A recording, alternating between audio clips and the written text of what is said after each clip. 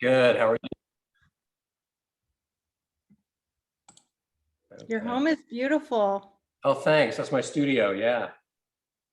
I'm fortunate enough to have my studio attached to my home. So that's kind of a nice deal. So welcome everybody. I just want to talk a little bit first about my background and my path that I took to get here. And at the end, I'm going to have a little, Q&A, so you guys can ask any questions that you'd like.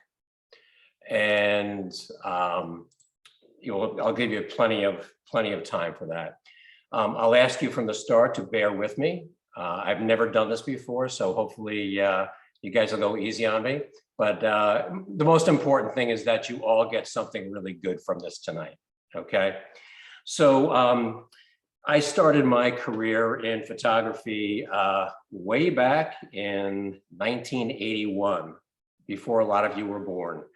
And I had big aspirations and dreams. The first thing I wanted to do was I thought I was going to be a wildlife photographer, Nat Geo photographer, or something like that. Those were my big dreams, not knowing anything about it. But I got a job in a commercial lab, for starters, and I say commercial lab because that was back in the film days. And I wanted to learn the behind the scenes. And that's not unlike nowadays when you've got to learn the back end, which is post-production. And so I equate it to that. But early on, my first job as a photographer, I shot weddings and portraits and the like. And I'm just curious, I don't know if I can poll people. Are a lot of you shooting portraits and weddings and such? Yeah. Yeah, okay. And that was a great start for me. I connected with a studio. I grew up in New York on Long Island, and I connected with a studio there. And I did weddings and portraits and such for about 3 years until I got so burnt out from them that I didn't want to see a camera, honestly. So my story has a lot of reinventing myself along the way. And I think that's something that is important for all of us to sort of embrace, that where you're at now is not where you necessarily need to be or want to be in next year or in the next 5 years. So I took a little hiatus. I was always into woodworking. I became a furniture maker for 3 years until I realized that my photography is, that's really what I wanted to do, but I didn't know exactly what facet of photography. So I kind of started my own little business, and I was shooting anything that anyone would pay me to shoot. So I did pet portraits. I did, I started kind of a company that did Little League portraits and dance photos and headshots. And I really got into doing headshots, portfolios, comp cards, those kind of things. Until I realized that too is not really ultimately where I wanted to be. So I at that point knew that I just wanted to do commercial photography, and that is very broad gamut. So I didn't even know at the time exactly what that meant. I knew that I didn't want to shoot weddings, portraits, those kind of things. So I was very intentional for about a full year about creating a mock portfolio. So I would very diligently schedule my own shoots, and I wanted to get out there. I had myself a deadline, and I wanted to have a portfolio to show to different ad agencies and those type of clients, design firms and so forth, to show this is what I do. So after about a year, I had a really solid portfolio together of product photography, some location photography, some architectural photography, and I started showing my book around. And I was still in New York then, and I started getting some work, and I knew very little about the nuts and bolts of it, everything from pricing to using assistants and so forth. But it was, I got a very good education from the Photo Expo in Manhattan at the Javits Center that I think they call it something else these days. It might be the media show, but you know, all that to say, I was very intentional about changing the course of what I did. At the same time, I was planning to move to Vermont, and that gave me a very good opportunity to sort of be whoever I wanted to be professionally. So I honed my portfolio that much more, came to Vermont, and as a commercial photographer, and more specifically, I was known here for many years as an architectural photographer, hospitality, so I shot hotels and everything that goes with that, restaurants and so forth. And all the while, once I moved to Vermont, I had this passion in the back of my mind of the Vermont landscape. And that too is a rather broad brushstroke, but the Vermont landscape had really captivated me from the get-go.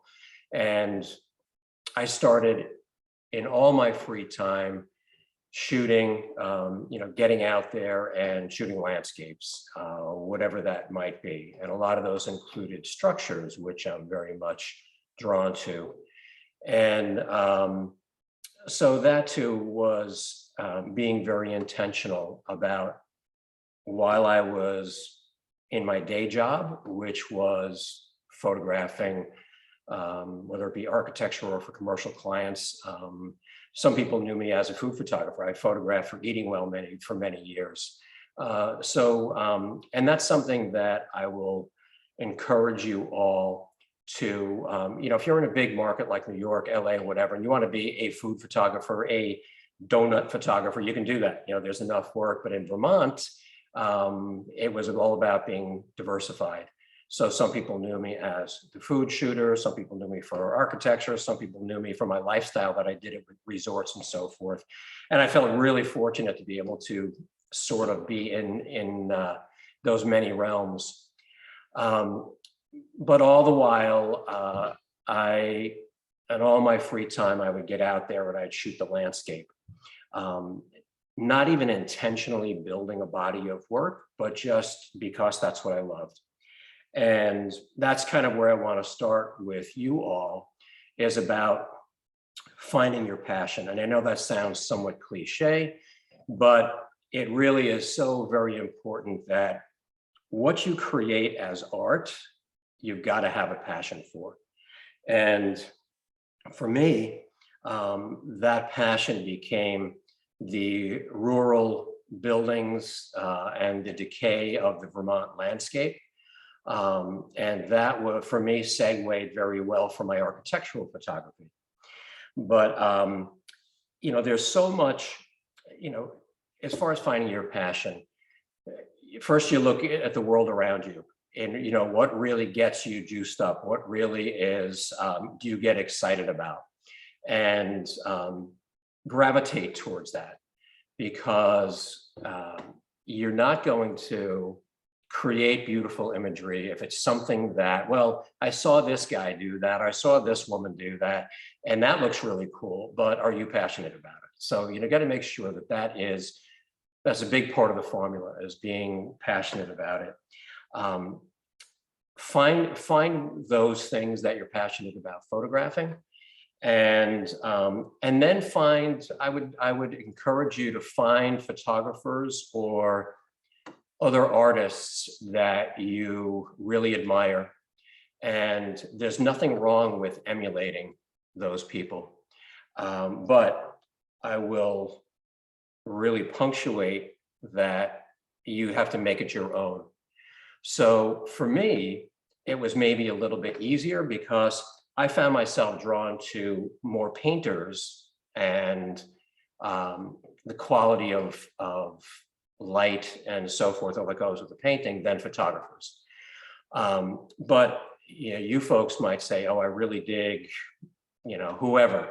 And you have to make a point of studying those people's work, dissecting it, dissecting what makes the image work, whether it be the composition, the light, all the components that go into making a piece of fine art. So study those photographers who or artists that you really admire, and kind of figure out, peel back the onion, peel back the layers of how they do what they do, whether it be, if it's a landscape thing, whether it be, how do they get those mushy skies or that beautiful soft water, as far as what the exposure is, time of day, all that kind of thing.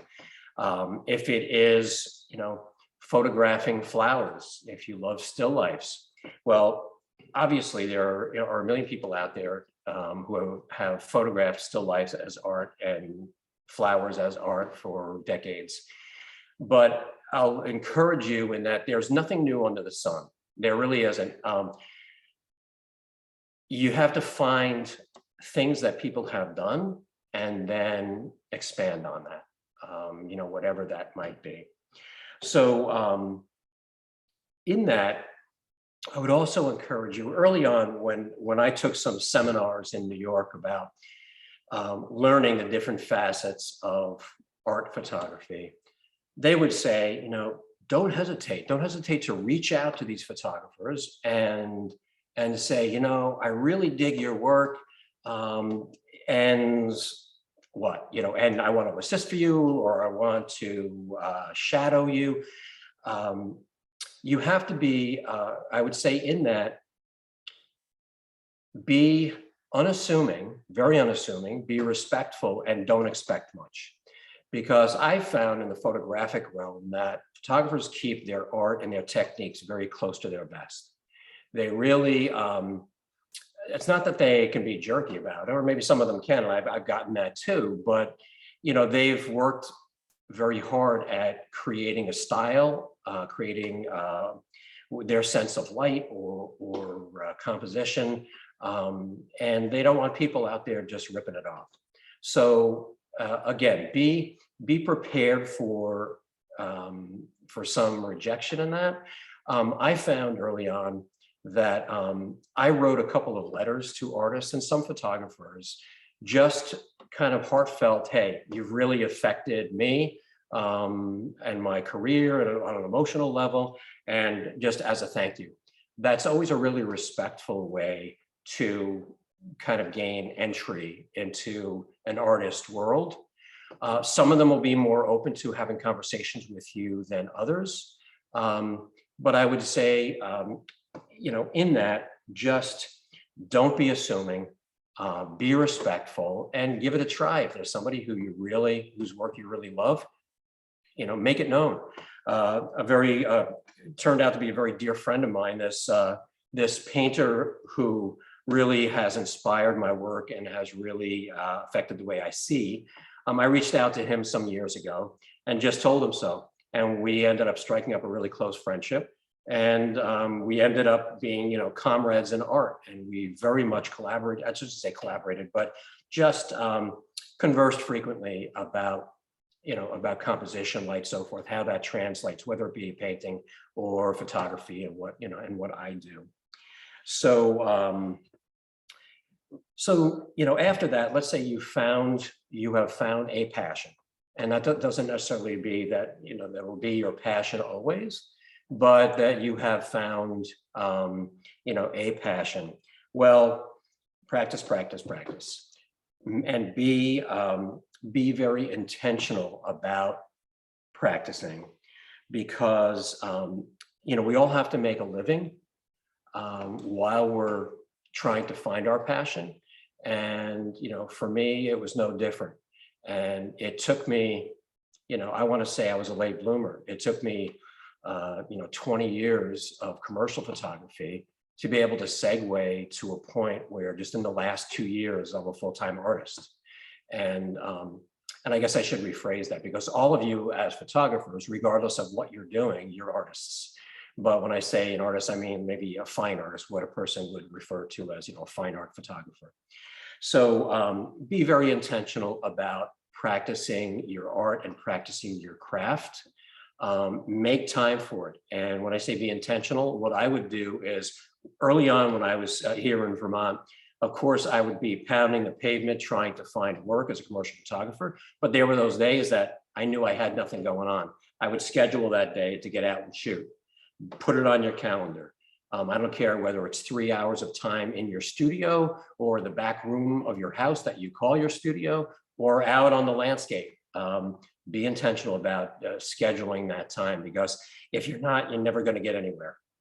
So I would say that that really went, really bode well for me, because as I was out there shooting, not knowing that I was creating a body of work, suddenly I realized after a few years, oh, wait a minute, I've got this is starting to look like a cohesive body of work. And that'll talk a little bit more about later, but that's so important to be able to create a cohesive body. So let's talk about a little bit about today's market challenges. And we know that everybody calls themselves a photographer these days. If you've got the latest iPhone, and you can do so much with that. And there are plenty of people out there that have a good eye and that can take a great shot, but it's you have to find something to set yourself apart from that. And that is not necessarily such an easy thing, because we're barraged by images and imagery 24/7. It's everywhere we go, on our phones, on our whatever screen we're in front of. So it becomes more and more challenging in this day and age to set yourself apart. But that's the bottom line, is you need to find something in your technique, in the way you see, in the way you execute, that sets you apart from others. So talking once again about you found your passion. Let's say you have found your passion. You found a technique that maybe looks different than other people. I'm just going to talk about my own technique for a moment. Have any of you that have joined us here, have any of you seen my work in galleries hanging, or around Vermont or any other place? Any hands? Okay. So for me, it was quite it was a bit of a long path. I started by creating 11 by 14s, thereabouts, matting them traditionally. I found, okay, well, I did my research. You want to use acid-free mat and so forth, and have a nice presentation. But my first stop was Frog Hollow in Burlington and in Middlebury, and that was fine. Excuse me. That was a good way to kind of get my feet wet.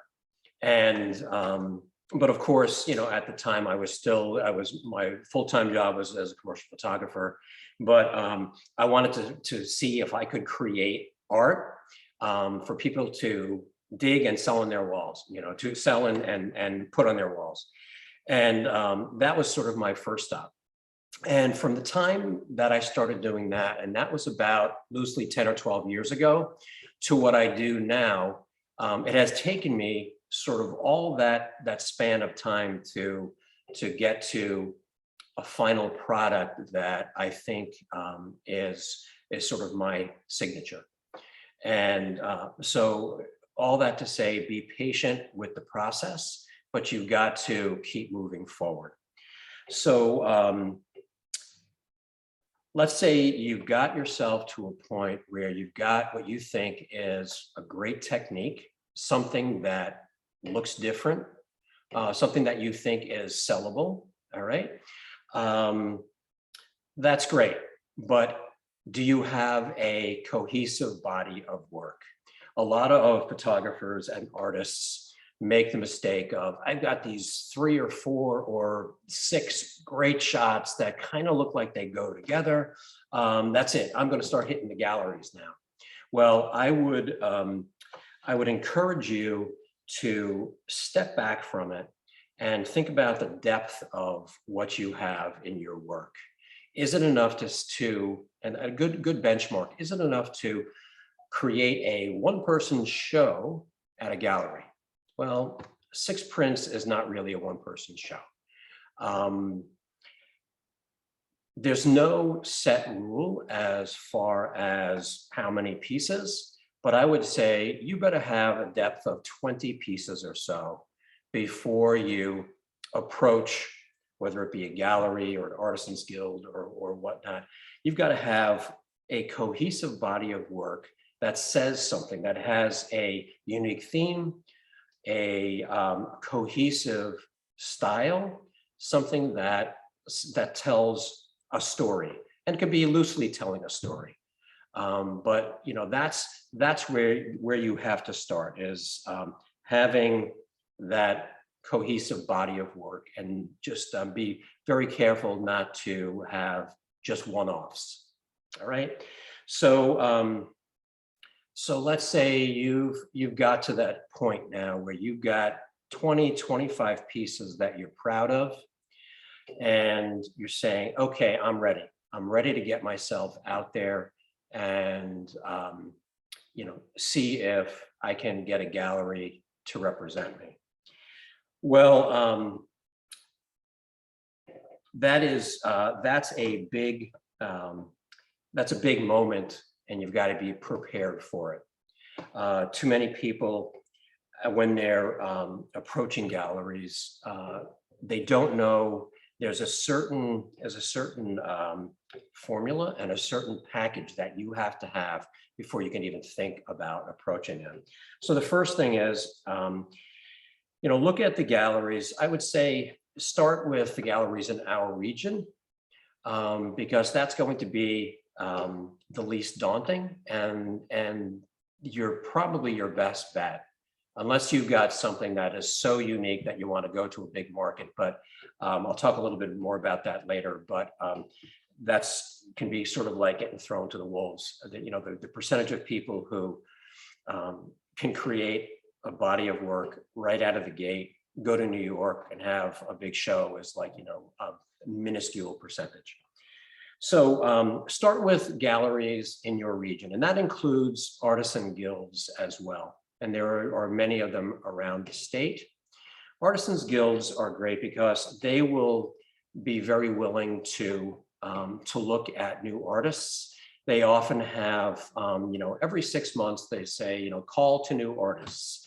And, you can Google that and see what guilds are around the state and what their guidelines are.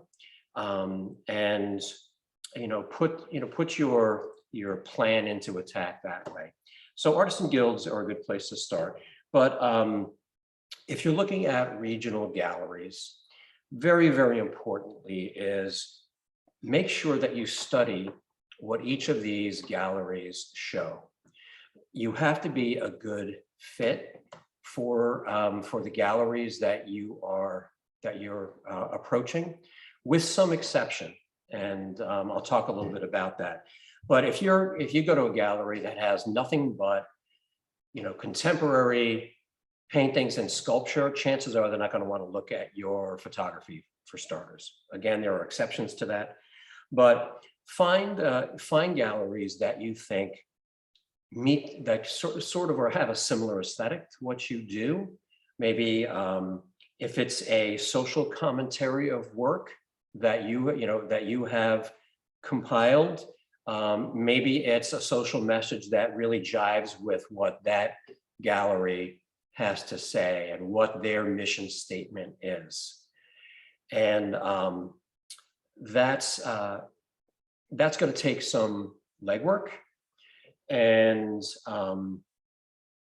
but compile yourself a list of, it might end up being 2 galleries and 1 artisan guild, whatever it is, you have to start someplace. The next step is a lot of galleries right on their websites will have submission guidelines. And it is absolutely imperative that you follow those guidelines to the T, because I made the mistake early on of just saying, oh, I'll just send them some work. You send an email, and I got a response from one gallery. It says, we do have guidelines on our website. Please follow them, maybe next time. You know, I just shut the door on myself immediately. So you have to be, it's a respect thing. Respect at the fact that they have a guidelines and use it. So some of them might say, you know, submit 10 images, 10 JPEGs with your artist statement. And that's something that is very important to have. Now, as somebody breaking into the field, my first artist statement, I want to say was rather laughable, but it still was an artist statement, and it got my foot in a couple of doors, and that's all you need. So follow their submission guidelines, whatever that might be. And very importantly, do never, ever just show up. You don't walk into a gallery with your portfolio and say, hey, do you have time to take a look at this? Some galleries, they might be kind and say, okay, well, you know, I do have 10 minutes, but again, that's not being respectful of their time and perhaps their policies. So that's super important. When you're approaching a gallery, you've got to be super organized and super professional, have yourself really together. And I'll talk about that in a little while. As a photographer, it can be difficult to get your foot in a gallery door. And I say that because even nowadays, and maybe especially nowadays, that everybody's a photographer. If you say to a gallerist, you know, they'll say, what's your medium? And you say photography, that will get doors shut on you often. And I can tell you that from experience. And even if you say, no, I have something very, very different. Well, photography still has this stigma around it in the fine art world. And that has really loosened in the last decade or so, that, you know, photography as art is a very accepted medium. But there are still old school galleries that, oh, well, we really don't do photography. I'll just share a story with you quickly. There was a gallery that represented me for many years that rejected me 3 times before they actually saw my work and said, oh, wow, you do have something a little different here. It was a gallery that only showed sculpture and paintings, but it was a gallery that I knew visually would be a good fit for my work, or at least I thought I knew. And the artists that they showed, I thought I'd be a really nice compliment to them. And if you've seen my work in person, you know, I create usually on a rather large scale. My works have sort of a painterly feel about them. They're not under glass. I have, you know, I've been told by galleries, I sort of blur the lines visually.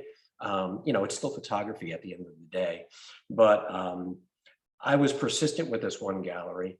I followed their submission guidelines, and then I sent them a letter after they said thanks, but no thanks. I sent them some more work, and they said, listen, we really like what you do, but you know, we really don't do photography. Well, they had seen my work at another gallery on a smaller scale. And the next time I called them back, at the time, it was all about the timing. They said, you know, we saw your work, you know, I'll give you 10 minutes. I went to the gallery with my work, and that included some large proofs, like 24 by 36 proofs, and 2 finished pieces. And they said they'd give me 15, 20 minutes. I was at the gallery for 2 hours with them, and they ended up representing me for 6 or 7 years until they actually closed their doors because they retired. So all that to say, just because you get the door slammed on you, if you feel you have something that would be a really good fit, be persistent until you get a definitive no. And sometimes those definitive no's are right out of the gate, but you have to be persistent, and you've got to have a bit of an armor on you, because you will get rejected. And I got rejections, many rejections over the years. Don't let that stop you from being persistent and saying, I know I've got something good and something different and something creative here. I want to get it out there. So I want to talk a little bit about where not to show your work. And again, there are exceptions to this. Early on, I was very tempted. I had seen some restaurants and some bars and those type of places that would hang art on the walls. And I contacted a few, and they said, hey, yeah, sure, you want to hang your work? Yeah, okay. You got to remember, these people are not used to dealing with art. They're looking for free stuff to decorate their walls most of the time. So you have to be really careful in that. And again, there are exceptions, but if you hang your work in, let's say, a nice restaurant, people are not there to buy art. People are there to eat a meal. You might get the occasional sale. Somebody gets interested, maybe they'll go to your website or your Instagram and say, oh, they do nice work. But generally, you'll end up getting, food splattered on your work. And the biggest thing here is it doesn't help the credibility factor. And I'll talk a little bit more about how you want to position yourself as an artist. But if you got your work hanging in a bar, and your work might be very gallery worthy, but you're unsure at this point, you got your work hanging in a restaurant or a bar, my personal opinion on that is that doesn't do you a lot of good to show that you hold yourself in high esteem and your work in high esteem, and that you think your work is very credible. So again, there are exceptions there, but I would say just be wary of that. So let's say you've gotten to the point where you've gotten a gallery interested. Maybe they've they saw the 6 or 8 images that you sent them in your submission, and they say, okay, this is we kind of like this. Come on in. You set an appointment with them. All right. Well, as they say, you only get one chance to make a first impression, and that first impression has got to be really, it's everything, because it's sort of a make or break. And with that first impression, you have to be super prepared in all realms, not only artistically, but on the business side of things, on the organizational side of things, because that's going to really show that you care as an artist and care as you're a business person. You want to sell your work at the gallery. That's you want to show that you can do the back end of the business as well. So I call, once you get to that stage, I call it the 3 Ps. It's presentation, pricing, and positioning. And you've got to really have the total package in that. So your presentation, what does that look like when you go to a gallery? For me, it was having a portfolio of prints, and maybe I'm going to pull my portfolio. I can show you what I showed.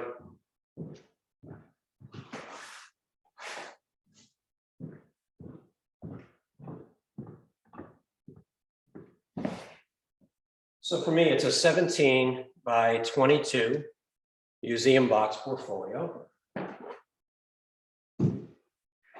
And I have all my prints bordered the same way, so they look cohesive.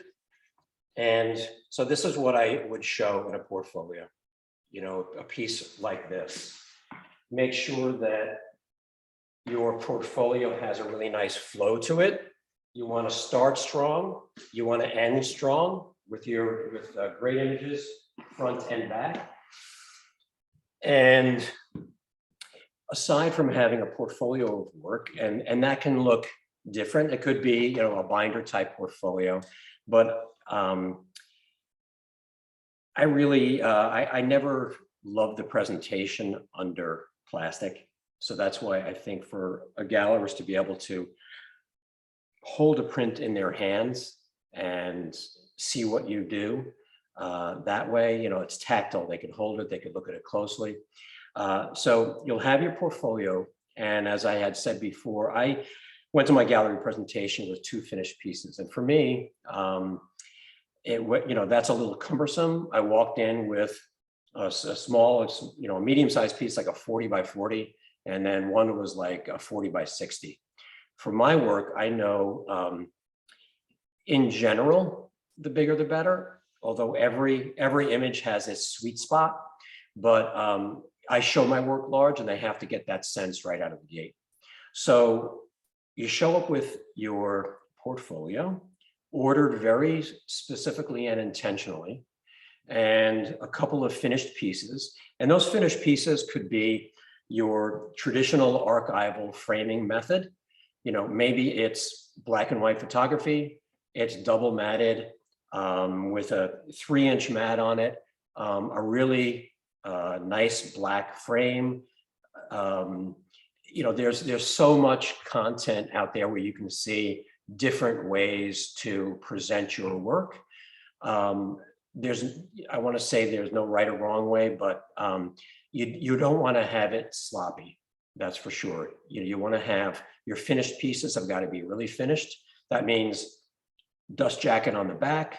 That means signed properly. And it also, talking about, this will kind of parlay into your pricing.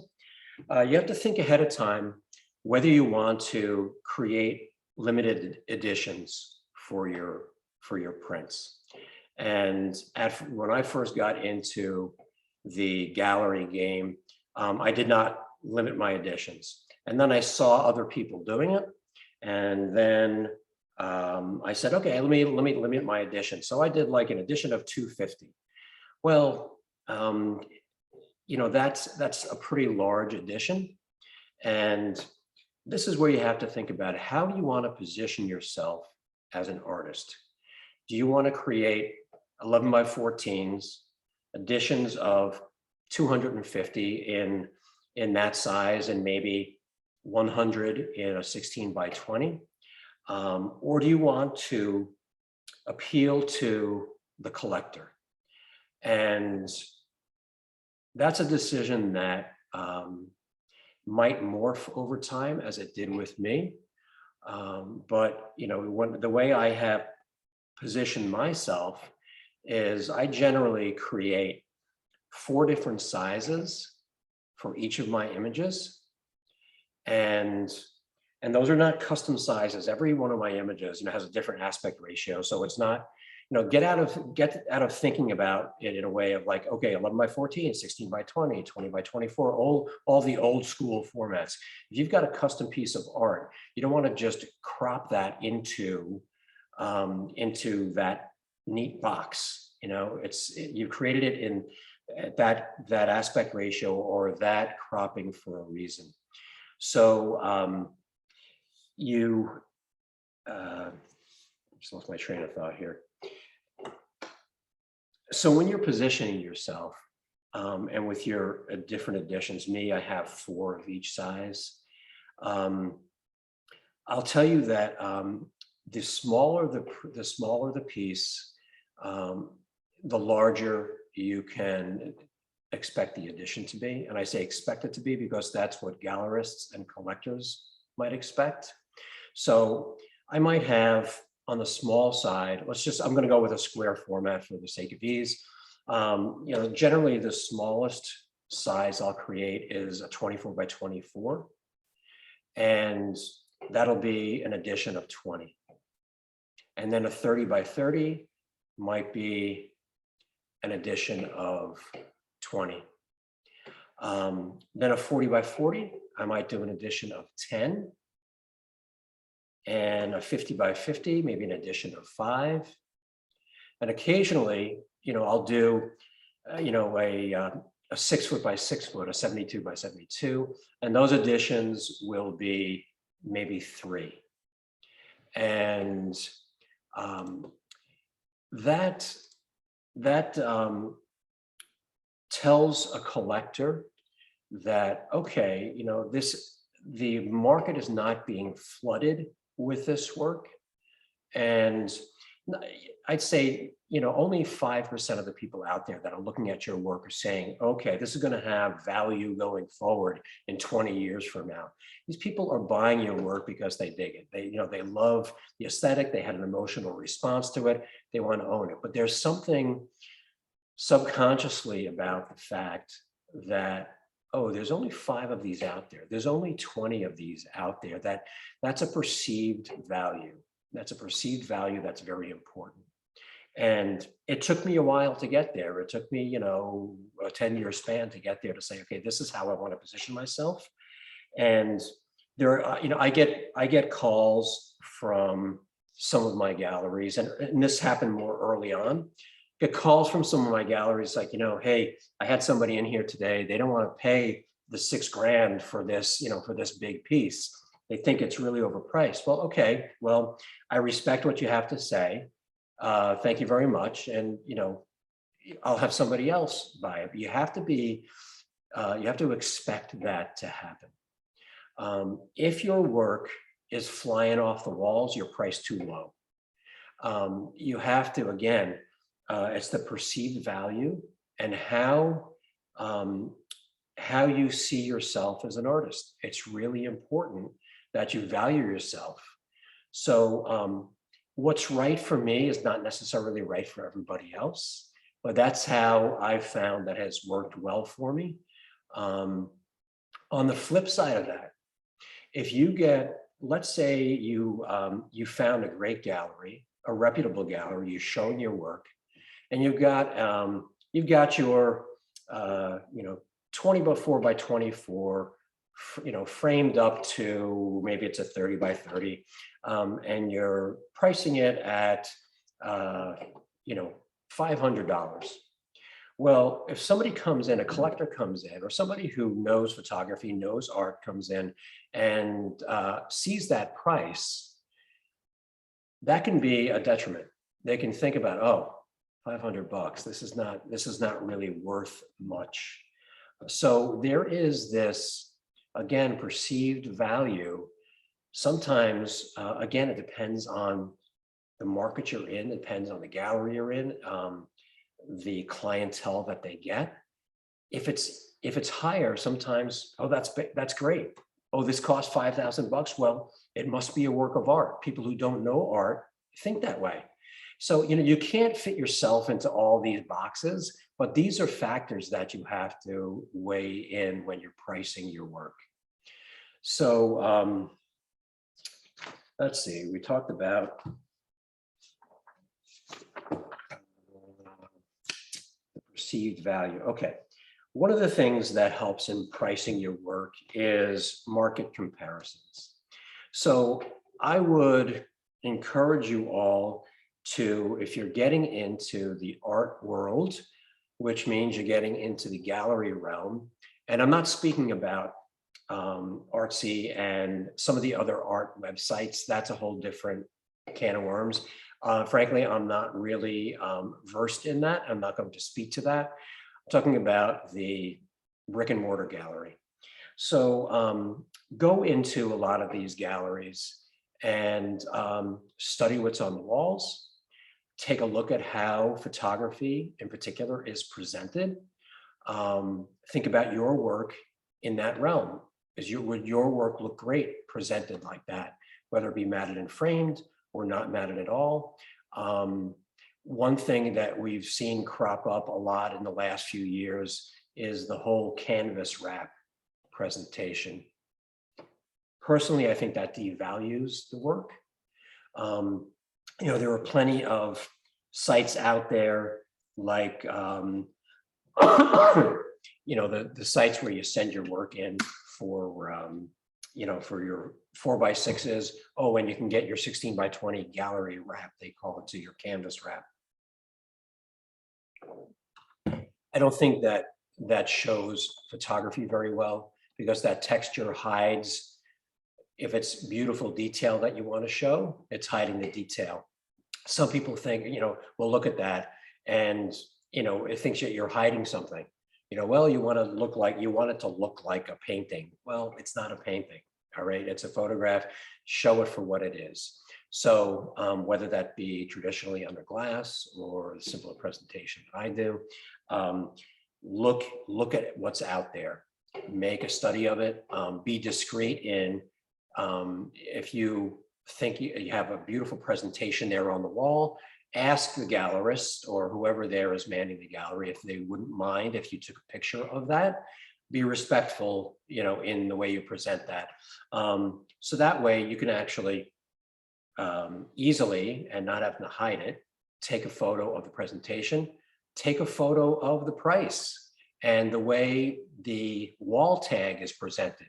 How is the wall tag presented? Is it, artist name, the year that it was created, the medium, and it might be, pigment ink print, or it might be silver gelatin print.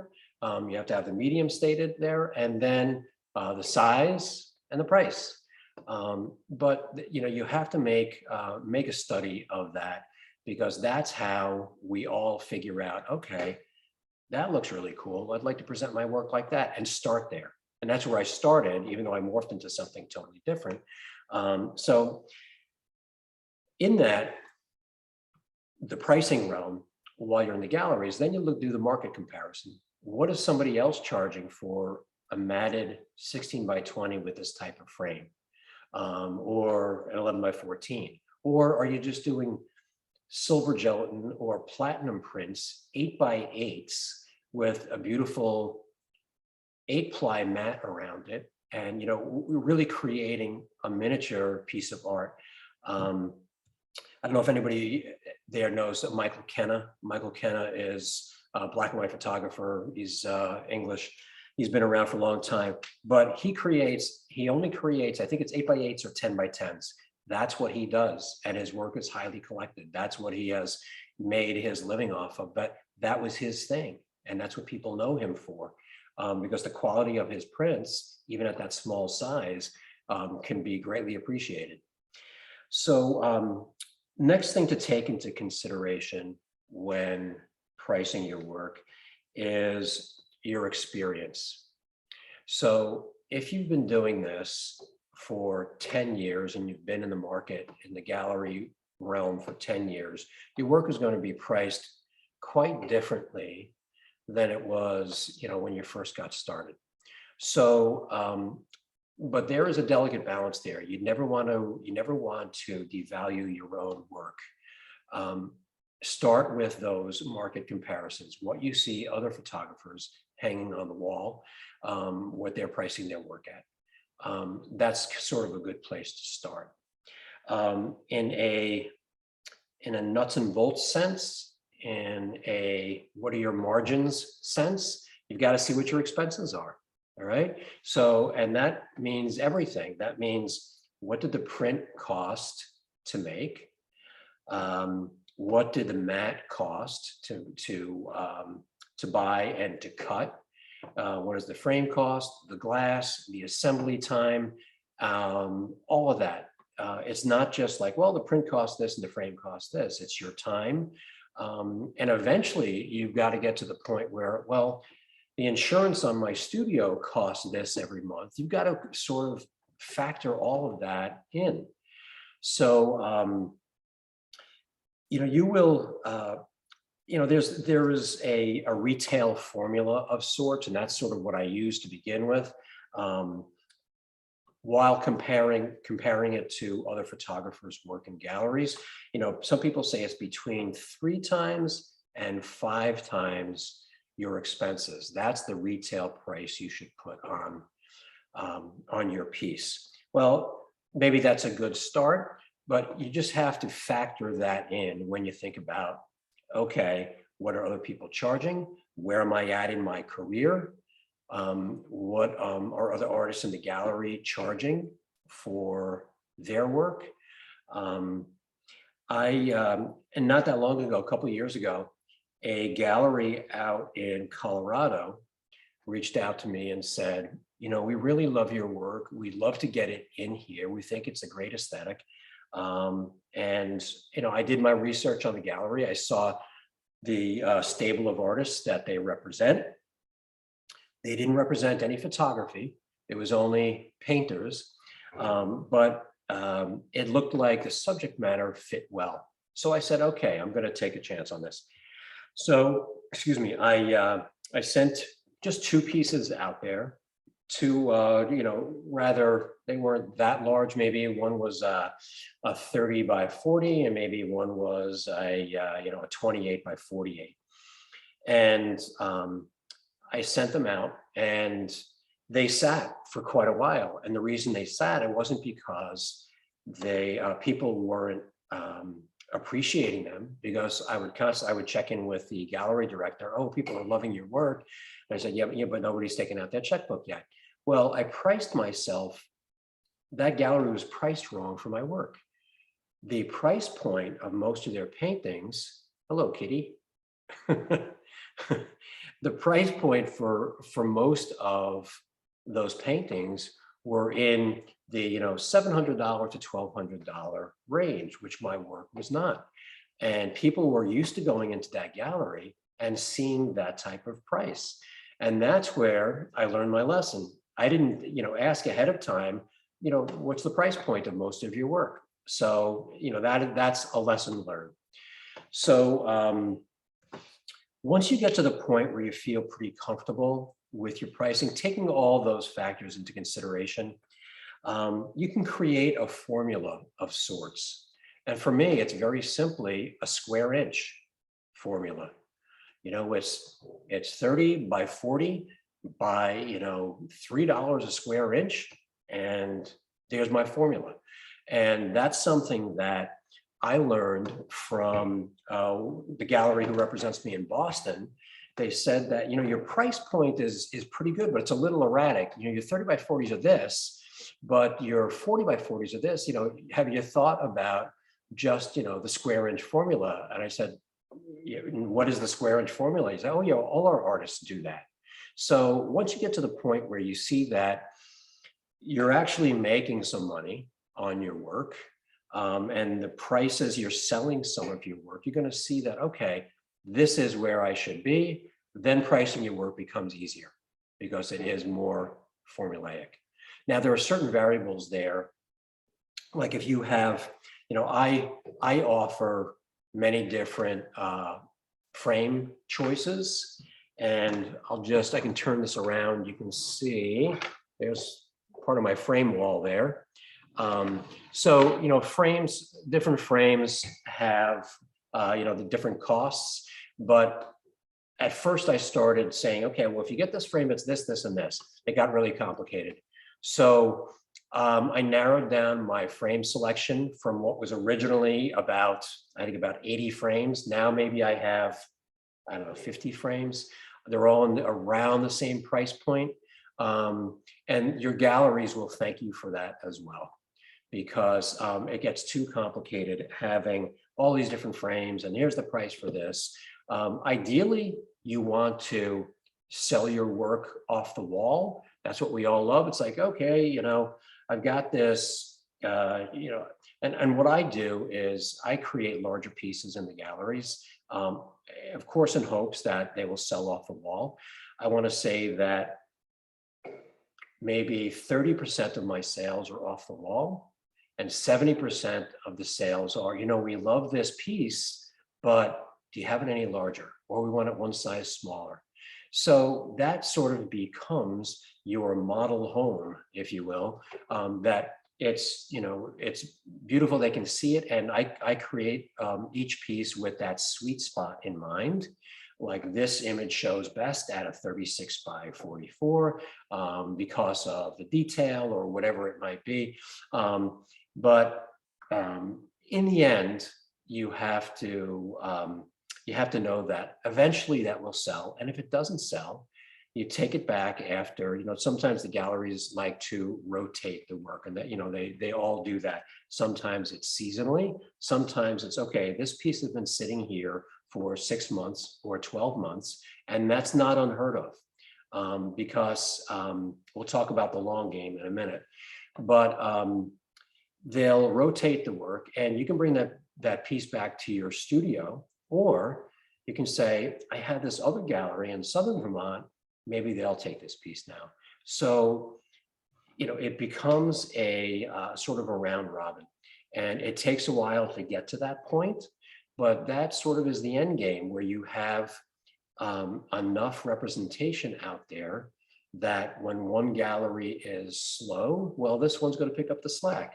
Or, one gallery is showing this work and it doesn't sell. Well, this gallery is showing the work now. And, I saw, it's happened before where I've had a piece in a gallery for 6 months, didn't sell. I brought it back, put it in another gallery, and literally within a week it sold. So it's never a case of, panicking, like this has been sitting here for 6 months, it's not going to sell.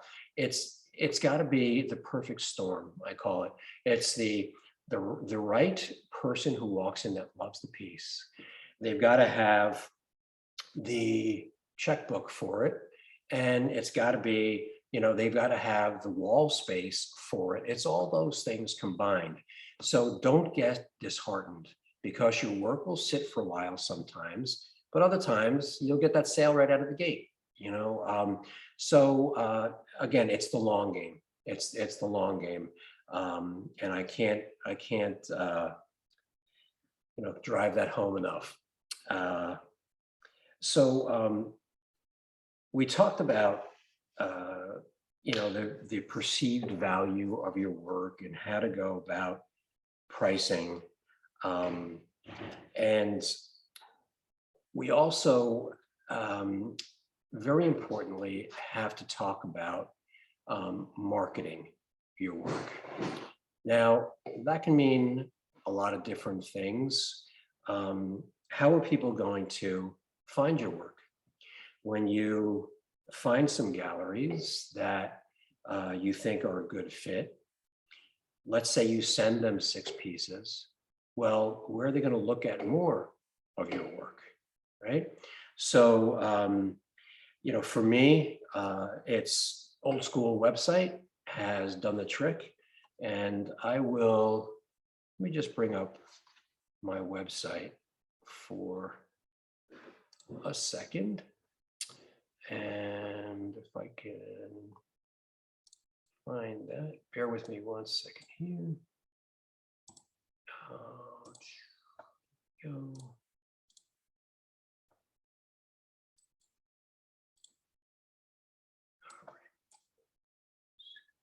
Yeah.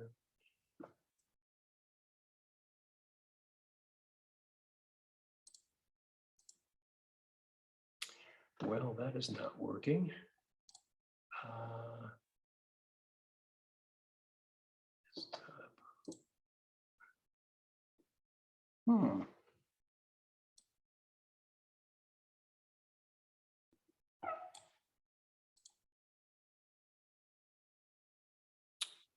Well, I'd like to show you my website here.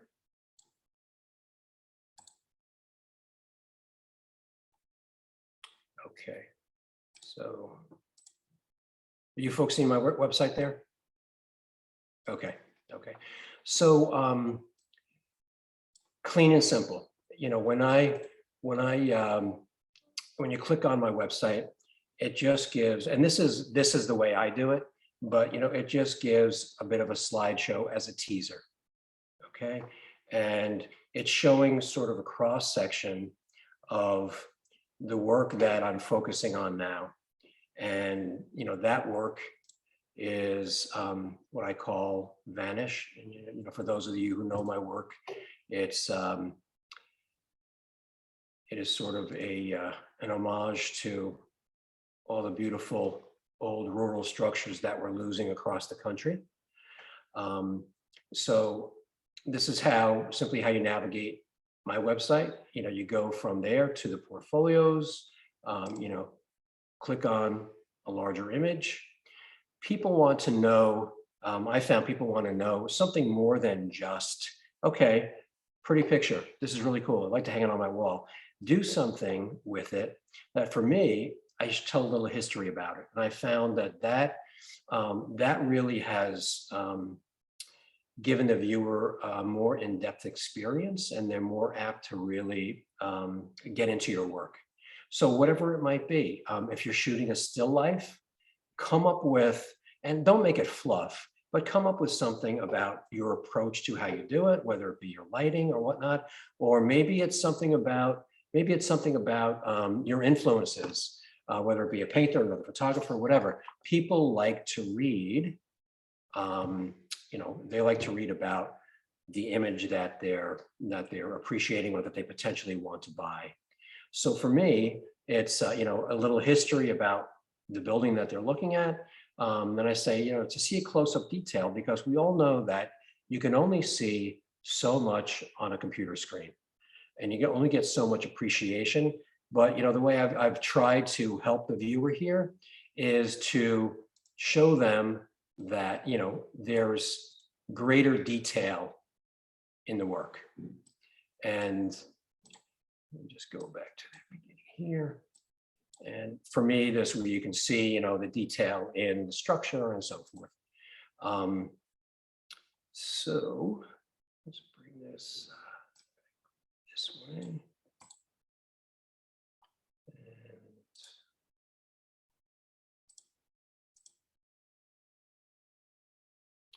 okay. So then you have, I have this portfolio that's somewhere in America, and that's more landscapes and so forth. But again, it's it's telling a little bit about each of the landscape. If it's a location, you talk about the location. If it is something specific about train trestles in general, people really do like to know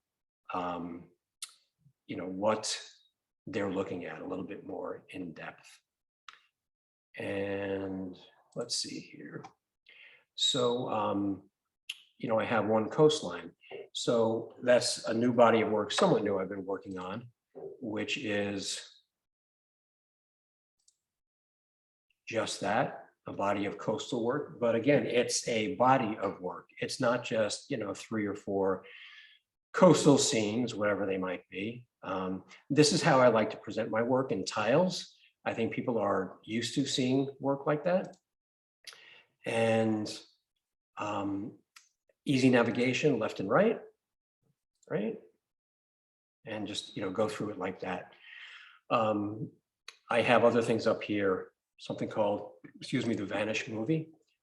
This is a documentary that I've been working on for the last 3 years, which is hopefully will be released in early winter of next year.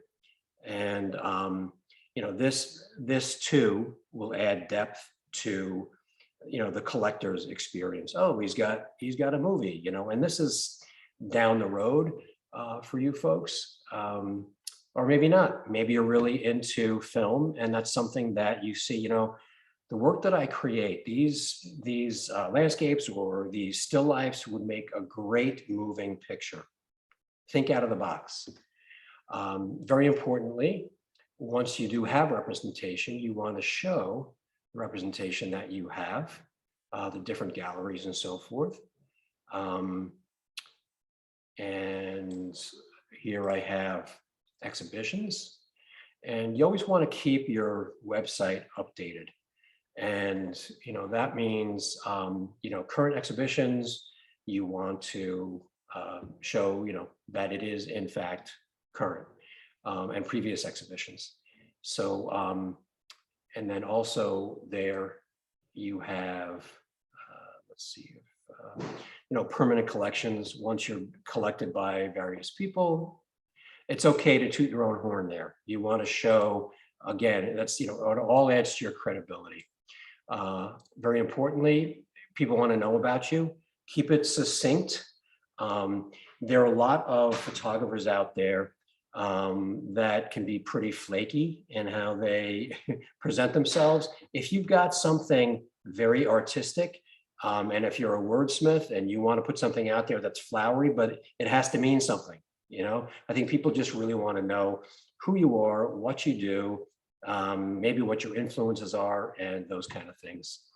But make it easy for people to find out about you. For people who find my work and they want to purchase it, I just have them call directly. Now, that brings up a good point of purchasing your work. Where do they find the work? Well, I often weekly, I will get a call. I saw your work at Edgewater Gallery in Middlebury, and I really love it. Do you have this piece in a little bit larger or a little bit smaller or whatever? Two things or a few things are happening here. Sometimes they're trying to skirt around the gallery, and they think if I go directly to the artist, they can, maybe they can get it cheaper. Well, I want to say that your integrity is an integral part of your journey as an artist. So it never behooves you to have a person see your work in a gallery and then sell to them directly just because you don't want to deal with the 50-50 split. And the 50-50 split is common. That's pretty much standard. There are some, once you get yourself more established, there's some negotiating in that, and that can be done in different ways. But you don't want to bite the hand that feeds you, because it will come back to bite you in the end, I promise you. So if somebody comes to you and writes you a nice email and says, love your work, would love to buy this piece, what are the sizes? I will always write back, thanks for being a fan. Where did you see my work? That's how I start. Where did you see my work? Oh, I saw it on Instagram, or I saw it at Robert Paul Gallery. Well, if it's at a gallery, I'll say, that's great. Here are the sizes and the prices that you are correlating with them. And I've also CC'd the gallery director here because out of respect for them, you saw the work there. Any sale would be facilitated through the gallery, but I'm more than happy to answer any questions. Okay, that's got to be your standard. Because again, integrity in all that you do as an artist is just of utmost importance. Sometimes people, when they reach out to you, they just want to have the artist experience. They want to deal with you directly, and that's fine. You can talk with them, but again, find out what you call the first point of contact. It's always the first point of contact. If somebody saw you, just perusing the website, somebody Googled, old barn photography, and my website comes up and they found me that way. Well, I can sell directly to them and the commission is all mine. But otherwise, you got to be respectful in how you conduct yourself as an artist. I've often had it where the person will find my work. They say, we'd love to come and see your work. I'll say, where did you find it? They say at the gallery. Oh yeah, great. We'll buy it through the gallery, but we still want to come in and meet the artist, whatever that is. So you do, what I call a show and tell. And that too is part of the game. And it really is a fun part because that's when you get to talk about what you love, what you know, and what you love. So I have people here in my studio and we'll take out work and I'll spend hours with them sometime. And it really, it bodes well if you create an experience for them. And I know I'm digressing a little bit, but create an experience where you have the work displayed really nicely, you have your portfolios ready to go. I've got classical music playing from the loft. I have, this weekend, I entertained some people. There was a group of 6. They were all potential buyers. So I had wine and cheese and I had snacks, and sometimes it's just coffee and baked goods, create an experience for them that they'll remember. It'll only, benefit you in the end. But, those are the experiences that are fun. For those of you who are great at public speaking and like to be in front of a crowd, great, good for you. For those of us who don't particularly love that, it becomes a fun kind of thing. if I have a solo show opening at a gallery, there's always some nerves, but they expect you to say something. The gallerists will expect you to say a little bit about the body of work, or what you do, or what your motivations are. But once you start talking about, again, what you love and what you'll find that it becomes really fun. So, that's the way it sort of has unfolded for me. I also want to, bear with me one second here.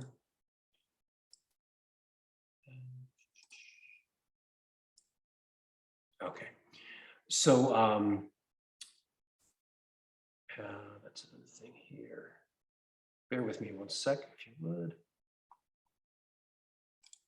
Okay, so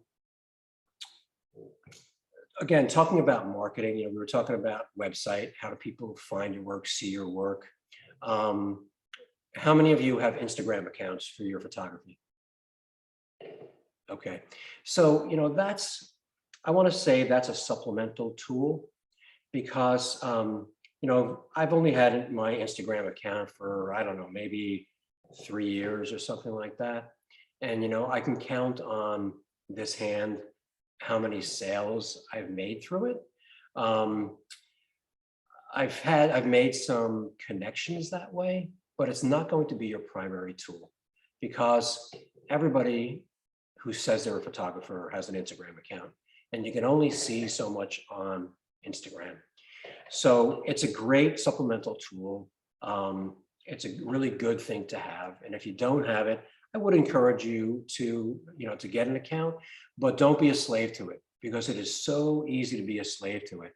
When I first started doing it, I put other things on the back burner because, oh, it's Friday at 4 o'clock. That's the best time to post. You want to get this many likes. It's the way of our world. We all want to get likes. We all want to be liked. We all want to be, influencers and so forth. But it's take it with a grain of salt, really. It's not going to be, as a serious artist, it's not going to be your primary vehicle for showing your work. So, your website will be that. Right now, I'm in the middle of what I'll call a campaign. I have compiled a list of interior designers, ones that I know. A lot of them I know specify art. Some of them I know from my past life as an architectural interior photographer that I've worked with. I want them to know and be proactive to let them know this is what I'm doing now. So I've created this campaign, and it's actually physical mailing pieces, which is sort of becoming a dinosaur. But I have found that in this instance, it really has worked. So when I say I've created a campaign, that means I've got 3 different mailers, 3 different visuals that I'll send out, spaced out every 6 weeks. Because if you do it one time, people might say, oh, this is a great shot or whatever, and maybe they'll tack it on their bulletin board, or maybe they'll file it, or maybe it'll go in the trash. But then 6 weeks later, they'll get another piece, and oh, there's that Jim Westphalen again. Oh, okay, let me check out his website. So that in an ideal world, that's how it works. But your return on investment there, if you send out 100 mailers, maybe expect to get 10 good hot leads out of it, and maybe end up making 3 sales out of it. But again, it's the long game, getting yourself out there in different realms. I was recently contacted by one of my galleries, and the lab in Boston called Digital Silver Imaging that prints my very large pieces. I do all my work in-house, and quality control is something that is obviously essential in this. If you can, and I'm going to circle back to that too. Let me just make myself a note. So I do all my own printing in-house. anything that's 44 inches wide or smaller. And that could be because it's a roll printer, pigment ink printer. Anything that's 44 inches wide and, it could be as long as the roll, 10 feet or whatever. I print here in my studio because, again, it's all about the quality control. Anything larger than that, I go to my lab in Boston, and they can create really super big works. But that digital silver imaging, along with my gallery that's in Great Barrington, they teamed up and they're doing the Boston International Art Fair at the Expo Center in Boston. And that too becomes a really good secondary market because you'll reach people there, people coming from all around the country and all around the world who will see your work that wouldn't have seen it otherwise. So as you get more established as an artist, there will be more and more avenues and more opportunities for you to get visibility. Another good way, if you are so inclined to go back to my website, you'll see a tab there that says press.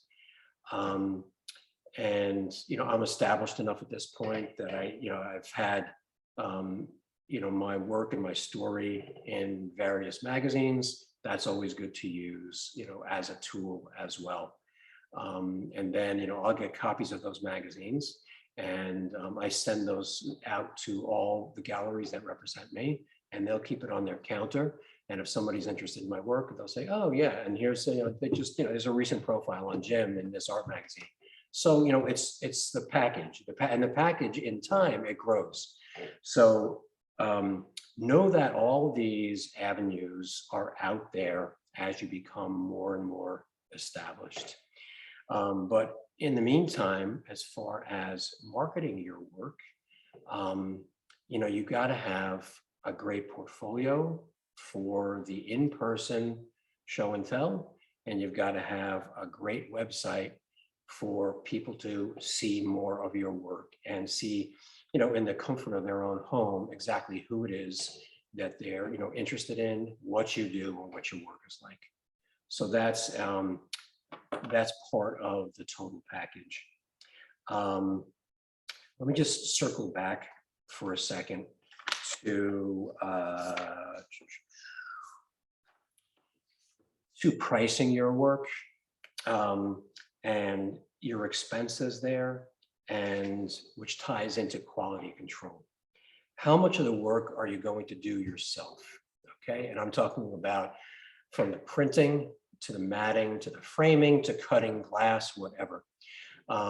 When I first got into this, I was cutting my own glass and cutting my own mats when I was still matting work, and that was great because all those things will ultimately add to your profit margin, right? The more that you do, the more you will find that if you've got a piece and you go to a frame shop and want to frame an 11 by 14, and you're pricing that work at, let's say, $300, at the end of the day, after you've paid for the print, the matting and the framing, you walk away with maybe $20 in your pocket. So if there are ways, if you are good with your hands, if there are ways that you can do that work yourself, I would say absolutely do it. There are plenty of tutorials online. Again, there are plenty, there's plenty of information out there on the internet and firsthand in galleries to see how people are doing things. Mat cutters are relatively inexpensive. So that's one place you can really save. I have aligned myself with a few different frame companies that they supply the chopped frame. So since all my work doesn't fit into the box of 16 by 20 and such, I get the frame lengths with joinery or wedges cut into the mitered corners. I do all my own frame assembly here. And when I say I do it, fortunate enough to have, one full-time employee and 2 part-timers who, my full timer, he's sort of, I call my production manager, because that's the stuff that he does. He puts together all the frames, does the mounting. But the more that you can do in-house, the better. And as long as you have that capability. But that, of course, is going to add to your profit margins. But the nice thing about that too is it's ultimate quality control. You're doing it yourself. You know those corners on the mat that you just cut, or the miter that you just put together on the frame, have got to be perfect, because it's your work through and through. So that's a good way that you can sort of help out your own profit margin while still, having the control of quality there. So that is about all that I wanted to throw at you all at once. I want to field questions from you guys and have enough time for that. So Natasha, I don't know if you have anything in particular that you wanted to ask or maybe facilitate, on behalf of everybody, but you'll all have your opportunity to say something. Yeah, no, that's great. Thank you so much, Jim. It's some really great information. I just like to open it up to the floor and let folks ask away. Yeah. Okay. And no question is a dumb question. Just know that right out of the gate. Katie, you've got a question. I can see it on the tip of your tongue. Me? Yeah. Oh, no, it was a great presentation. Yeah. And I really enjoyed it, and I enjoyed your work a lot too. Well, I'm curious if you guys could just weigh in. I would be really nice to know, just while we still have time, I want to know from each of you what you're doing currently, photographically, or if you're a hobbyist and it's something that you want to, end up doing professionally. I'd love to hear some of your stories as far as where you're at in your journey, in your career. So yeah, go for it. I think that's also going to inspire others that are part of the group. Yeah, I'm happy to start with that. So I do some weddings. I did more this year. I've reduced down to only 5, which feels wonderful. But I do mostly families and children, newborns and high school seniors. I've never really thought about portraying my images out in the public like that. I have a full-time job too, so I don't really have a lot of time to go out and explore areas to photograph inanimate objects, Right. Or landscape. So it's just, for me, it's never anything that's really come to mind, although I love seeing it. So I guess my question would be like, where do you find like the inspiration of what exactly to look for when you're like, do you just choose buildings, or like how do you choose what it is you want to photograph and what's going to be interesting for folks to see in a gallery? Well, I think, again, it starts with whatever you're passionate about. For me, and, going, from my website, you can see, I love the old vanishing buildings of America and Americana. I love, the broad landscape, and I love the sea. And that's what I'm passionate about. Those, all of those, well, 2 of the 3 anyway, translate well, I think, into art. When I first started my Vanish project some 10 years ago, I'll be honest with you, my wife even said to me, you sure about this? Are people going to really dig this? But, because it can be melancholy, but at the same time, she early on she became my biggest fan, because it's something that, and I'm saying this because even those close to you might say, you sure about this? But if you're passionate about it, you got to trust your gut. And you've got to say, this is something I would love the world to see, whatever it might be. But it's your passion. It's your passion that is key, to find your interest. And then, work from there. I can share, like I always loved photography. Whenever I traveled, and I had a 35 millimeter, just little camera. And then I had a crazy time in my life, and I was married to a Finn and lived abroad, and it was a really actually horrible experience. Oh, sorry.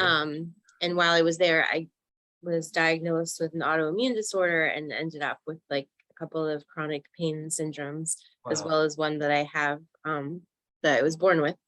And when I came back home in 2014, I came back to Vermont and moved back home with my parents and basically had to start my life over. And I started, I did take pictures in Finland. It took me a couple years to be able to look at them again. But it just was it's been like a therapeutic journey for me. I never imagined I would ever want to show people things that I do, because I've never had great self-esteem or anything. But I was fortunate to meet Jillian Randall, who's a part of this group, and she's been like an awesome little rock star sidekick for me. And I just really like love when I'm out and I see something and I'm like, oh, that's pretty. Like I never used to photograph barns, but if I see one and I find it charming and it has like a little cherry blossom or like a little potted plant or a donkey or, something, Sure. I'm like, oh, that's neat. And then, so when I came home, I just started a Facebook page because it was just therapy and it was putting something like positive into the world. Right. And I just sort of started to get a following, and it's been gradual. I joined the Milton Artist Guild here in Milton, and I've been a member since 2018, I think. And I've done some exhibits. Even the only one out of state was in Glens Falls, but it was still a cool experience. But I'm still getting more used to like the technical stuff. Like that was never my strong suit. I know I post things and it's not the rule of thirds, but I still might like it and other people might still like it. So I might even say like, this isn't the best picture, but some people might appreciate it. Let me give you a little advice on that. Don't ever sell yourself short. Like it might not be the best picture, Don't ever say that. If you were attracted to it and you photographed it, you did that for a reason. Okay. Right. And other people are going to appreciate it too, truly. And you're going to have, you've had quite a few speed bumps along the way. It sounds like. And this year has been really hard, especially with like my joints and, like things that are usually not so hard to do have become harder, and I have not been inspired. So this is something that I just call it my beautiful journey. And even on the days when things are really hard, I still look back at like how far I've come and the people I've met and how proud of myself that I am. That's because awesome. That's awesome. My parents are still like, who are you? And I allow myself occasional pity parties. The last 2 Sundays have been very rough. But I always pick myself back up and keep going. Tell me your name again. What's your name? I'm Katie. Katie. I want to give you a word of encouragement. For all the rest of you, I don't want this to turn into a therapy session, but let me just throw something out there really quick. 10 years ago, I guess it's about 10 years ago, I started experiencing some debilitating symptoms. Long story short, I had Lyme disease that was undiagnosed for 8 years. And Wow. 5 years ago, I could not have been holding a conversation with any of you. My motor skills, my brain, my joints, it really, and then I was still doing commercial photography at the time. And I'd get up every morning that I have a shoot and just say, God help me, because I have no idea how I'm going to get through this day. So all that to say that You're going to have some speed bumps, whether it be in your career or in life or with health. I came out on the other side, and so will you, Katie. So stick with it. And my next goal is to hopefully start some sort of blog that just talks about, you know, like things that encourage you and inspire you, because I really want to help other people who have like chronic illness and pain find something that they can fall in love with that will help them every day. That's awesome. Great. And also like maybe give some tips on like PT, because I know a lot of PT. I've been in it for years. So and then, you know, just meet some people maybe. And well, you know, thanks for sharing that. I know that's not easy to share, but I appreciate the story of your journey. And you know, in a therapeutic sense, at the very least, keep shooting. Keep shooting. Yeah. Keep on capturing what you love, because it is so good for the soul, right? yeah. Yeah. And I mean, I've even competed in IPC, and That's awesome. That's awesome. Keep it up. I would have always said no, but if I hadn't been through what I've been through, I wouldn't be doing what I am now. So Thank you for sharing that. yeah. Michael Couture's got his hand up. Hi, everybody. Yes, Jim, Hey, I just Michael. wanted to thank you so much. I originally emailed you after I saw the article in the PPA magazine, and just loved your work, and Oh, knew thank that you. you were here close by. And I have since purchased the Vanished book. Oh, great. Love it, and love your work. And tonight, you've really answered most of the questions I had for you. Oh, that's great. I've been involved with photography since the late 60s. Uh-huh. And I gave it up when I was spending too much money on film for bad pictures. Yeah. And digital has really opened me up. But really what I do is I'm a video editor and shooter, and I'm really passionate about still photography. That's awesome. Well, I appreciated you reaching out to me. I wish I had more time for everybody who reached out to me, frankly, because I get literally, you know, once a day, 5 times a week, you know, whatever. And these are people who you have to remember, you know, they appreciate your work, but you also have, you know, you have a finite amount of time in a day. Right now, I am absolutely buried because I'm trying to put this film to bed. That takes up hours and hours a day while still keeping my gallery work going. So I look forward to the time where I can slow down a little bit more once this film is done. And Michael, I'd say, give me a call. If you need that editing help, let me know. I'm this close with my edit, and it's out in LA right now with a producer and an editor. They got their eyes on it, and that's another story. But I would say reach out to me in another 6 months, and we'll have a cup of coffee. All right. Thanks for sharing that, Mike. Daria, how about you? Oh, gee. Okay, hot seat. Hi, I just want to say I'm so glad that you're feeling better. Thank you. Yeah, I know you knew about my challenge there. I did, and I've yeah. been thinking about you, and I want to say that you had such an excellent presentation. Oh, okay. And it's so Good. generous of you to share all of your experiences with all of us, and that I'm such a big fan, of course, Oh, always thanks. have been.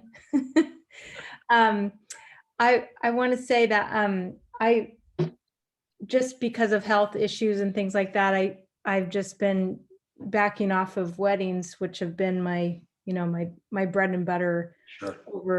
over the years. You know, at one point I think I was probably doing like 30 plus weddings a year, and then I did 2 this year. So and I was really nervous to you know to not accept the weddings because it has been such a big part of my living. Yeah. but the good news is that because I've been in this industry for so long that, where one door shuts, another opens. So I've been pretty busy this season. Great. Yeah, my favorite is still editorial, and Mhm. Which you're so good those at. opportunities are far and few between these days. But thankfully, 7 days has been keeping me real busy. Um, but my real passion, I just love, I love the wildlife thing still. I guess I still have that, like, dream of, like you said at the beginning of your career, everyone wants to be like a Nat Geo photographer, and I'm not interested in that so much because I don't want to stand in the swamp for 2 days. I'm definitely too I'm a little delicate wildflower, I guess. I like hotels. Um, but I do, I just going to Africa the last, twice in the last few years. It just like ignited that passion that Mhm. I love nature and I love animals. And so yeah, I guess that would be my dream to, do that. In the meantime, I'm just doing a lot of headshots and things like Right. that. So Well, we have to pay the bills. We have to pay the have to pay bills the bills, in the yes. meantime. Yeah, Yeah. exactly. And But I would, I just wanted to say that I thought it was interesting what you said about restaurants, because I was like, oh, I think I'll show, this restaurant had asked if I wanted to hang some of my work from Africa in this place, Salt and Bubbles. And I thought, oh yeah, that would be a great way to, like, get back into like the idea of hanging work and seeing actual prints. And then when you said that, and I was like, oh my God, that's so amateur hour. something, there are exceptions. As I said, there were exceptions. If it's a high-end restaurant and they know art to some degree and you can steer things a certain way, there are exceptions. But you bring up a really good point too, in subject matter for your audience, subject matter in the area that we're at and demographic, because you're talking about your wildlife images, okay? Well, are people, you might have a great shot of a lion on the Serengeti and at sunset, but are people is that going to translate here? Right, right. It's going to translate here. And I liken that to this coastal body of work that I've created. I've shown some of it here in Vermont, and I've had long conversations with the gallery directors, like, is this gonna, are people gonna get it? Did people come here for the Vermont experience? But there are galleries and art venues that are geared towards the tourists, and there are others that are geared towards the art collector. So you have to be discerning as to where you're showing what subject matter, right? I've sold some coastal work here, but I recently signed on, relatively recently, with a gallery in Maine on the coast, and of course that translates well. So, Yeah. but the weird thing is they can't keep enough red barns in stock on their walls that I should show. So if the image is great, people will appreciate it. But I have one of my assistants. He is a great photographer, but he would go out nightly and get great sunsets on the lake with the Adirondacks and all that kind of stuff. And I'd say, these are beautiful, beautiful photos, but what are you going to do with them? You got all these great photos. What are you going to do with them? And at the end of the day, that's what we all have to think. Okay, I've got all these great photos. Well, are they going to sit on my hard drive? Or am I going to give it to Aunt Sally for Christmas? Or, what am I going to do with it? So always be thinking about the end game there, right? Think about your passion, yes, but if you're building a body of work, let's say it's wildlife, you got some homework to do to see where can you sell those images. So, and that goes with any subject matter, right? Right. Yeah, that's great. That's great to think about. So Okay. thank you. Sure. I did have one more question, if that's okay. Sure. I wanted to ask how much like post-production are you doing on your images that are hanging in galleries? Like, I do very little post-production. And when I say very little, that doesn't mean it doesn't take 8 or 9 hours to work on an image. But I don't manipulate my images generally. But there is a certain way that I process my raw files that gives kind of my look. And it starts in the field, you know, the type of light that I shoot with, the camera that I shoot with. You know, I use a vintage view camera. It's a 35-year-old view camera, you know, dark cloth over the head and everything. I've been using that forever, but I've adapted it for digital capture. So the marriage of the old and new technology, because a lot of my lenses are still analog lenses, which also gives a certain look. So to answer your question, I take liberties with my work, as any artist does. For instance, you know, I love a softer color palette. So I'll often, you know, if it's a grassy field, a bright green summer grass, I'll often tone that saturation way down, because that's what I like. And that's how I like to, I appreciate paintings like that and the artists that I follow. So there's not a heck of a lot of post-production. The post-production also lies in, though, that, you know, I shoot, do you guys know what it means to stitch an image? Okay, well, some of you don't, but basically, you know, I'm taking, it might be 4 quadrants. I'll see a scene, a landscape, and I'll take the upper left-hand corner, right corner, bottom, because that does a couple of different things. If I'm shooting a wide angle scene with a wide angle lens, that's not how our eye perceives.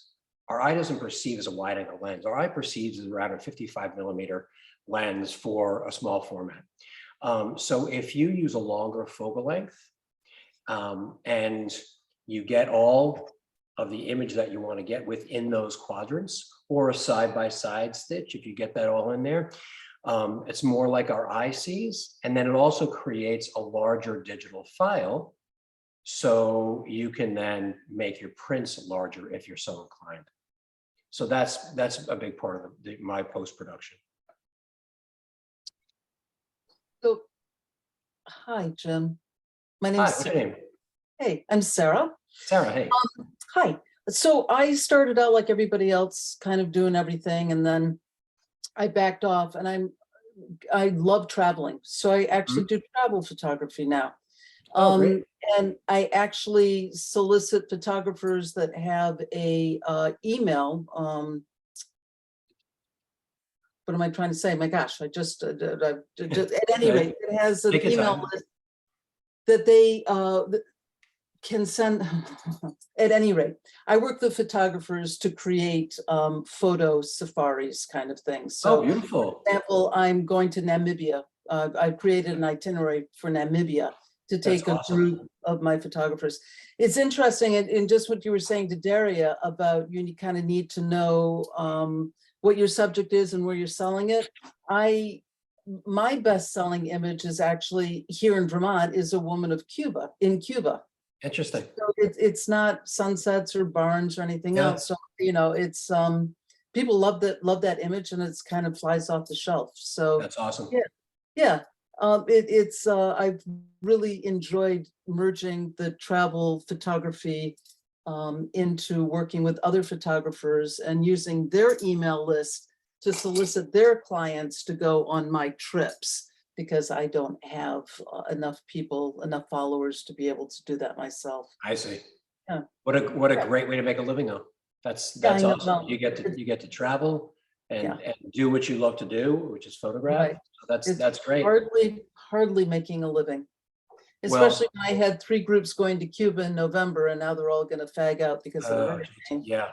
You know, so it's When I say making a living, I know you have to pay the mortgage, but there is such value in what you get to do, though. There's such Right, value in right. what you get, the places you get to go to, the people that you get to encounter. You know, that's what makes us rich, right? You know, Yeah, those exactly. life encounters. Yeah, And, but I'm just sort of starting to try and get into to show my work, because I've never felt, I mean, Natasha and everybody's always saying, Sarah, you need to talk to us about your travel photography. And I think to myself, well, first of all, I'm not technologically savvy, so I would never be able to figure out how to put together a PowerPoint or a slideshow or anything like that. But, and second of all, is why would anybody really be interested in my travel work? So, but I'm now starting to realize that maybe it is of value, and I'm trying to get into some places to show. that's So, yeah. awesome. And I think it's important in that it's not hodgepodge travel photography. Find the common threads, even if it's, if you're in Ireland or if you're in Tanzania, find the common threads, whether it's the people or the food or the culture, whatever it might be, because that's, we're storytellers, right? As photographers, we're all storytellers. And what story do you want to tell? Because that's what's going to get people geeked up. I mean, obviously the imagery has got to be compelling, but it's the body. What's the story behind the body of work? Because that's sometimes that can be even more important than, or equally important as, the images as standalones, right? So, you have, obviously, you've got, editorial avenues, which they're becoming fewer and fewer, but you got editorial avenues if you want to submit to show your work for travel photography. But to show it in a body of work, in a show, again, it's got to be something cohesive and it's got to tell a great story. But if you've been doing this a while, I would encourage you to just lay out your images, whether it be on a screen or, or prints. Start looking for the common thread. Look for the common thread. What's the story that you want to tell? And maybe it's a social statement, or maybe it's a light statement. It has the same quality of light or whatever. But think outside the box that way. Yeah, I usually do portraits. I'm more drawn to people. Awesome. So There's a market for it, for sure. the characters of the places. Yeah, That's great. thanks. This was a great presentation. Thank you so much. Oh, I'm glad you liked it. Thank you. Who else? Who else would like to share? I their had a story? question, Jim. Yeah, When you were speaking about, hi, I'm Jamie. Jamie, thank you. Yeah. When you were speaking about additions, Yes. the random question came in my mind of what happens if you choose too little, say 25, and you sell all 25? There's you I want to say there's no such thing as choosing too little, but in some ways there is. When I was trying to figure that out, there was one particular image which was turned out to be a super big seller for me, and I had wished I had made it a slightly larger edition. But when it comes to editions, let's say you have an edition of 10 of a particular size. And I want to talk a little bit more about how to structure editions. But if you have an edition of 10, once you've sold out 5, and let's say you're selling them for $1,000 a piece. Once you sold out 5, number 6 is now $1,200. As the edition sells down, the price goes up. And that, for anybody who is a collector, anybody who knows the gallery scene, knows that is a standard. So I create an edition, it might be an edition of 10, of let's say it's, a 50 by 50 or a 40 by 40. Once it gets to number 10, I'm up about 40–50% from where number 1 was. And I will always hold one artist proof per size. Now, that is, if you have somebody that, that really loves the work, they want it so badly, and they're willing to pay, and you're not married to it, it's not hanging on your own wall, and your husband or your wife are saying, it's okay, then, go for it. But as an edition sells out, then the price incrementally creeps up there. Gotcha. So that's a way that you can sort of, because it actually is, it's a really good business model when you think about it. Because if you get to the point where you're charging a decent dollar for your work, and somebody wants that 40 by 40 on their wall. You hate to compare it to a painting, but a lot of original art, and even though we create an original, but then we create copies, a lot of original art, whether it be a painting, you know, an oil painting or whatever, you know, that 40 by 40, once it's gone, you know, and maybe it was 10 grand, maybe it was 20 grand. Once it's gone, it's gone. Okay.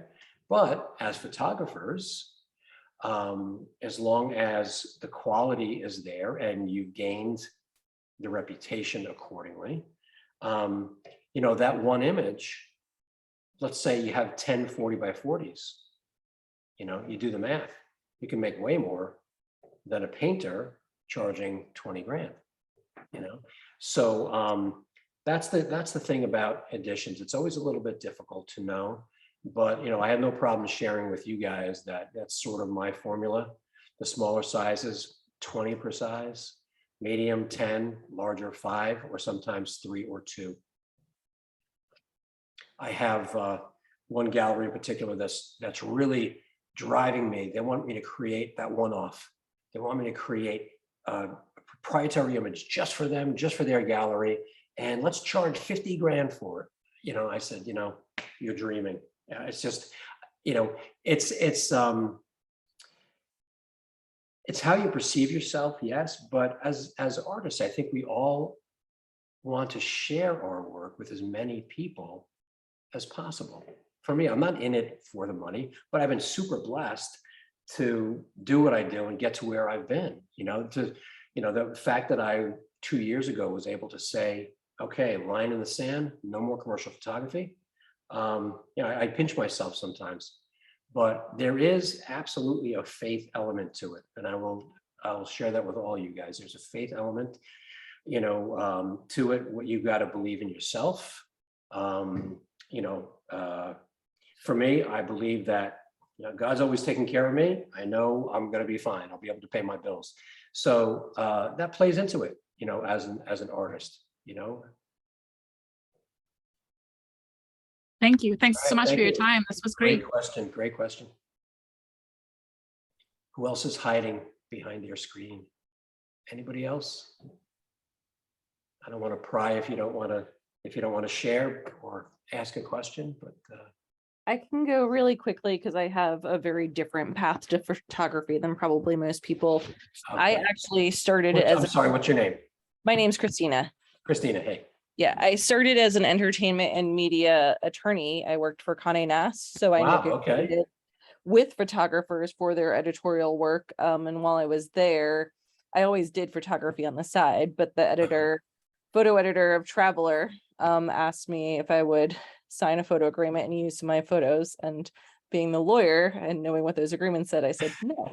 It's like, it's a bad deal. I don't want to do it. But the long and the short of it is, over a lifetime of representing photographers in a fine art and fashion photography across the globe. In COVID, I decided to actually do something with my photography. So Good for you.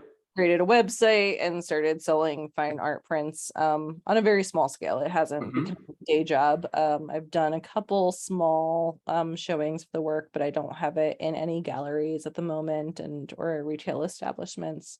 I'm great. I love it. I'm so glad that having the downtime gave me the time to be able to pursue this passion in a more formal and organized way than I ever had before. That's awesome. Well, it certainly sounds, just from the tone of your voice, as you have a passion. I hope that tonight was an encouragement to you to dig in, to be intentional. If you get nothing else out of this tonight, be intentional about moving forward. Putting work together, putting bodies of work together, getting out there and shooting, creating it, and then always thinking about the end game. Where do you want to show it? Who would buy it? That kind of thing. But that's great. I love your story. Thank you. And thanks for the presentation tonight. Sure thing. Now, Jim, at the end of our bi-monthly meetings, we give out a scholarship that then the winning member can put towards furthering their education. Awesome. So I'm gonna share my screen for a sec. And we will do our little raffle. So they just have to be a current member. Can you guys see my screen? I'm trying to click.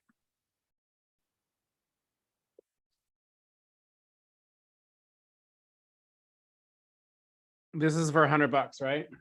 Correct. Yay, Katie. Katie. All right, let me close that. Thank you.